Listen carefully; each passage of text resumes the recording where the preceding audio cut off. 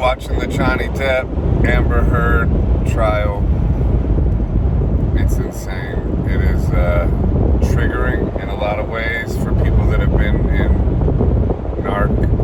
narc-like, NPD-like abusive relationships. It's clearly, in my opinion, a situation of that caliber. Johnny Depp seems like a classic codependent in the case to me, and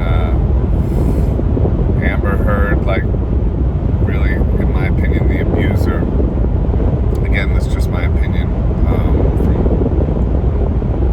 hearing their arguments that were taped and all that stuff, but everything going on. Johnny Depp's testimony is like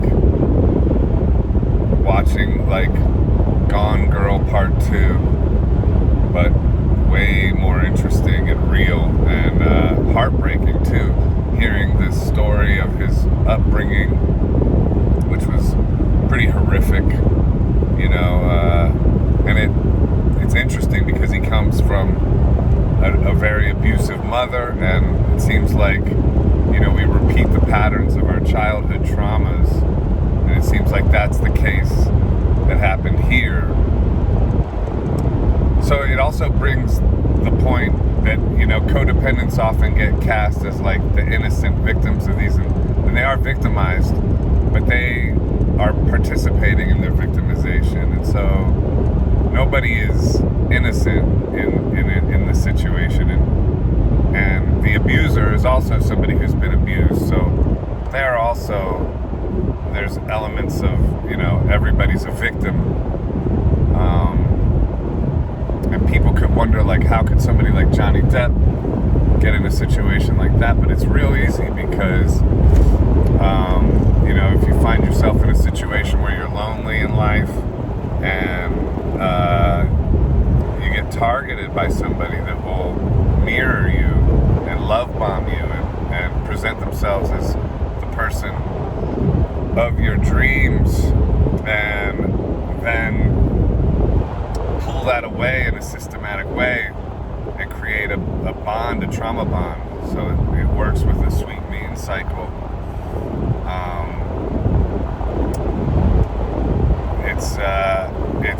It's interesting. It'll be interesting to see what the jury finds.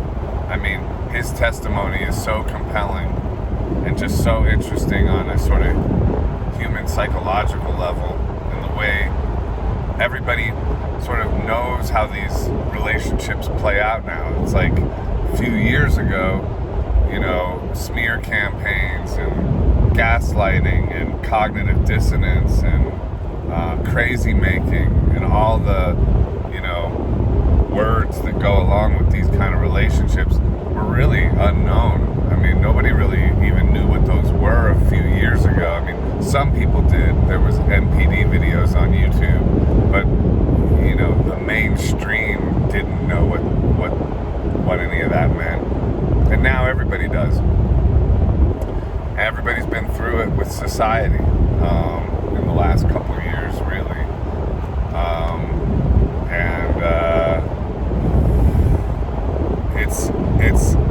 It's a wild ride to listen to it, and just those kind of relationships can break anybody down, and to escape them, your life has to become pretty destroyed before you can get out, mostly, before the wake-up call happens.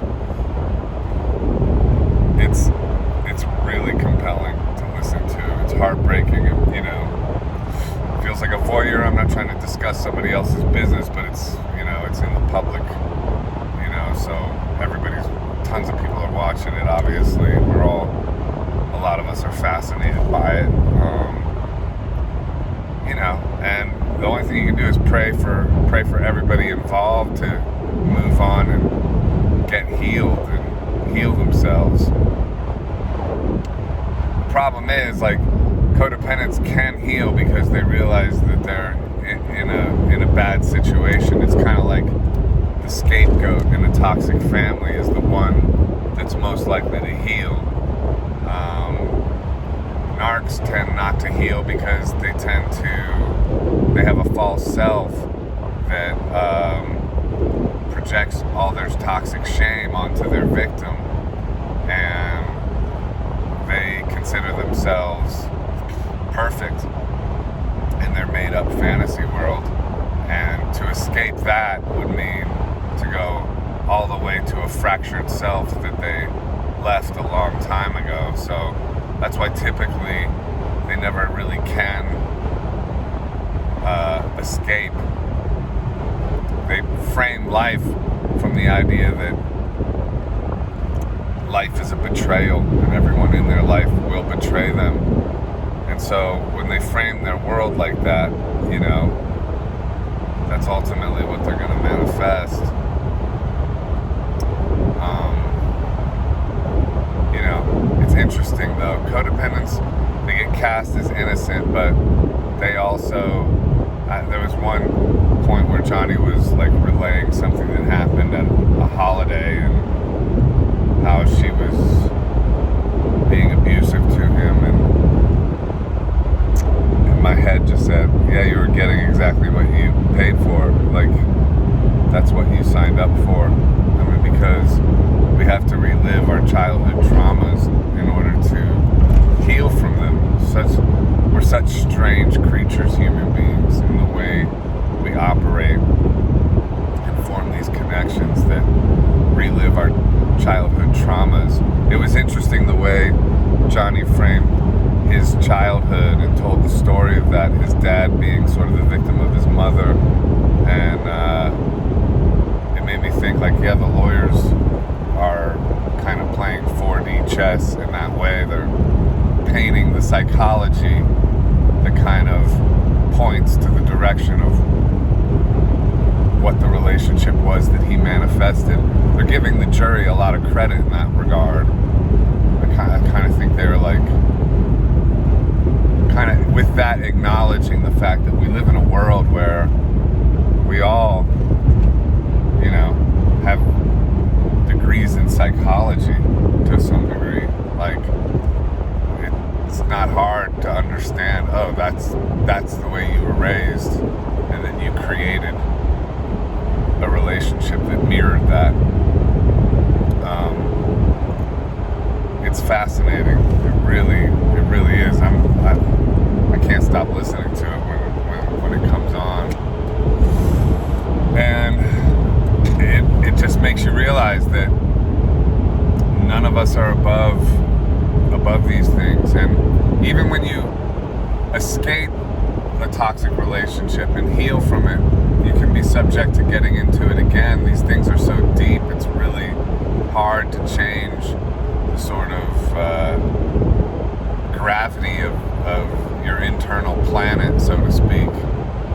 You know, what you will gravitate towards. And it really takes staying on top of your life in every way to not manifest dysfunctional situation after dysfunctional situation. God bless all of them involved, including Amber Heard. Again, that's just my opinion of what I've seen in the case. It seems to follow, it seems to me to cartoonishly follow the classic NPD relationship.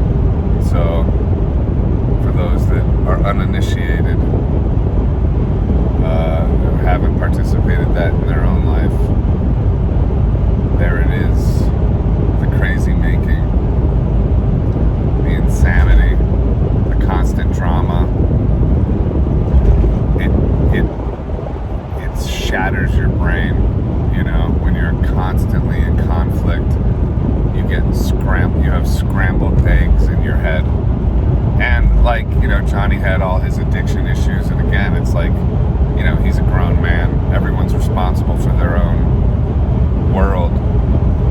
But self-medicating is part and parcel in these kind of things as well, because, yeah, you have scrambled eggs for brains when you're dealing with that, when you're dealing with constant conflict. We're sensitive creatures. Just to have a good day to stay on top of yourself. You have to work very hard and have everything sort of lining up for you. If you have constant interference, there's really no way to get out of the confusion of that. So, woo! Be interesting to see what happens next in that drama. But it is like watching a movie, but it's real, and it's starring Johnny Depp and Amber Heard. Anyway.